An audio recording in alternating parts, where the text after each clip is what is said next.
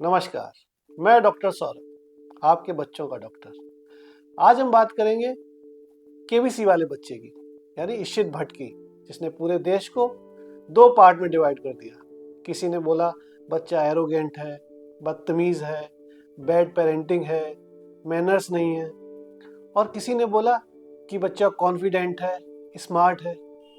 तो आइए जानते हैं, आज हम जो बात करेंगे वो किसी एक बच्चे के बारे में नहीं है, वो पूरी एक जनरेशन के बारे में। इशित या उसके जैसे बच्चे जब इस टोन में बात करते हैं तो उनका बिहेवियरल प्रॉब्लम होता है, एरोगेंस होता है, कॉन्फिडेंस होता है, या वो किसी बिहेवियरल डिसऑर्डर के शिकार होते हैं। आज हम इस सब चीज़ों पे बात करेंगे। अभी तक आपने उसको एक ट्रोल की नज़र से देखा, आइए जानते हैं उसको एक पीडियाट्रिशियन की नज़र से। तो हम इशित भट्ट का जो सीन था उसको रिकॉल करते हैं और ऑब्जर्व करते हैं। मेरे को रूल्स पता है, इसीलिए आप अभी मेरे को रूल समझाने मत बैठना। अच्छा सर एक क्या उसमें 4 लॉक लगा दो, लेकिन लॉक करो। उसने बोला कि सर मुझे रूल्स बताने नहीं बैठ जाना, या लॉक करो, 4 बार लॉक करो। उसने आर्ग्यू नहीं किया, शाउट नहीं किया, डिसरिस्पेक्ट नहीं किया। वो अपने इमोशंस, अपनी एक्साइटमेंट को रिपीट कर रहा था। तो इस डिफरेंस से क्लियरली पता चलता है कि इशित या इशित जैसे बच्चों का ये बिहेवियर कॉन्फिडेंट और एक्सप्रेसिव होता है। एरोगेंट या डिसरिस्पेक्टफुल चाइल्ड का बिहेवियर ऐसा नहीं होता है। और इस एज के बच्चे यानी 7 से 12 साल के बच्चे जो मन में होता है, जैसा होता है वैसा बोल देते हैं। थोड़े इम्पल्सिव होते हैं, उनकी टोन ऊपर नीचे होती है, और वो बिना फिल्टर के बोलते हैं, क्योंकि उनका प्री फ्रंटल कॉर्टेक्स यानी जो ब्रेन का पार्ट होता है, जो स्पीकिंग में, डिसीजन मेकिंग में या बोलने में, बिहेवियर में इम्पोर्टेंट काम करता है, वो उनका मैच्योर हो रहा होता है। इसलिए इशित या इशित जैसे बच्चों ने जो बोला बस बोल दिया, वो फिल्टर नहीं था। लेकिन किसी को डिसरिस्पेक्ट या हर्ट करने के लिए नहीं बोलते हैं, वो बस आउट ऑफ एक्साइटमेंट ये सब बोल देते हैं, या उनकी टोन आउट ऑफ एक्साइटमेंट ऐसे रहती है। अब सवाल ये उठता है कि हम बड़े बच्चों के कॉन्फिडेंस को एरोगेंस या बदतमीजी कैसे समझ लेते हैं। पहला, एक तो जनरेशन गैप होता है। हमको सिखाया गया है कि बड़ों के सामने चुप रहें, उनसे सवाल नहीं पूछें, जो उन्होंने बोला बस वही सही है। लेकिन आज की जनरेशन सवाल पूछती है, क्यों, कैसे, कहाँ, इस सब के जवाब उसको चाहिए।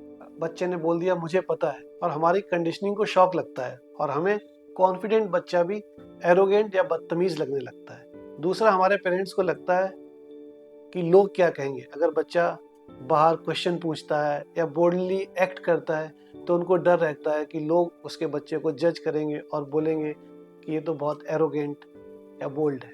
पर सच ये है कि हमें बच्चे के कॉन्फिडेंस को दबाना नहीं होता है, उसको शेप करना होता है, पॉलिश करना होता है, ताकि आगे जाके वो जिस मंजिल पे, जिस राह पे जाएं, कॉन्फिडेंटली और बोल्डली आगे बढ़ते रहें। आइए अब जानते हैं इशित या इशित जैसे बच्चों का ये नॉर्मल बिहेवियर होता है या फिर ये किसी बिहेवियरल डिसऑर्डर के अंदर आते हैं। आज हम एक एक करके ये सारे बिहेवियरल डिसऑर्डर्स देखेंगे और उसको मैच करेंगे कि ये बच्चे किस बिहेवियरल डिसऑर्डर में आते हैं, या ये सिर्फ कॉन्फिडेंट बच्चे हैं। पहला डिसऑर्डर जो लोगों ने बहुत बोला, ट्रोल किया, कि उसको ADHD था।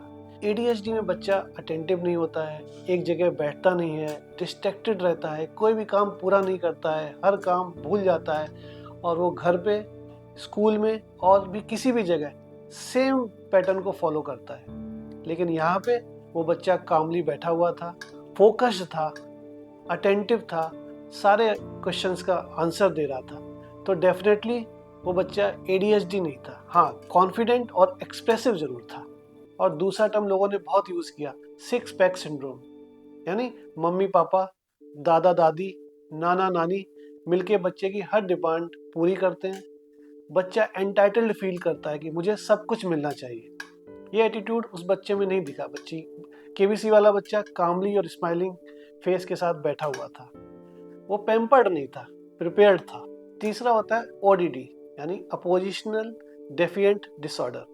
इसमें बच्चा हर चीज़ के लिए ना करता है, मैं ये काम नहीं करूँगा, मैं ये बात नहीं मानूंगा, मैं ठीक हूँ, मैं गलत नहीं हूँ।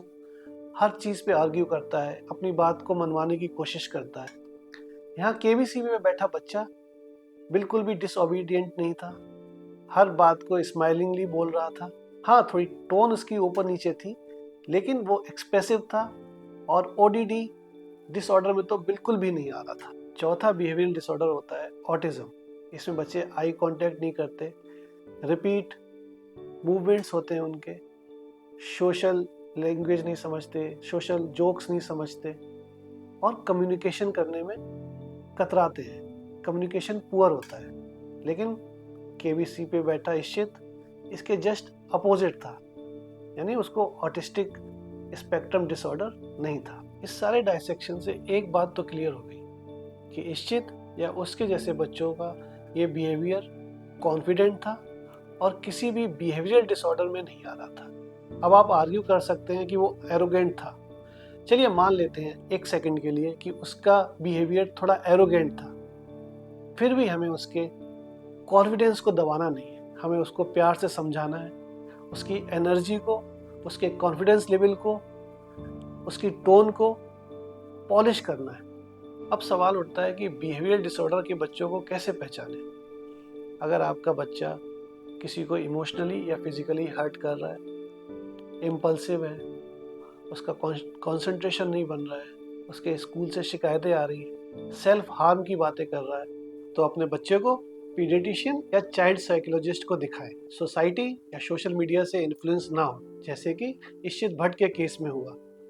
एक 10 सेकंड की क्लिप को आपने जज किया और उस छोटे से बच्चे को ट्रोल कर दिया गया। आज के बच्चे पुराने ज़माने के बच्चे जैसे नहीं हैं, यस पापा यस मम्मी। आज के ज़माने के बच्चे आर्ग्यू करते हैं, क्वेश्चन करते हैं, एक्सप्रेसिव होते हैं, वो सेंसिटिव होते हैं, लेकिन साइलेंट नहीं। और ये क्वालिटी उनको आगे चल के डॉक्टर, इंजीनियर, साइंटिस्ट बनाने में मदद करती है। इसलिए बच्चों को गाइड करो, ट्रोल नहीं। Thank you.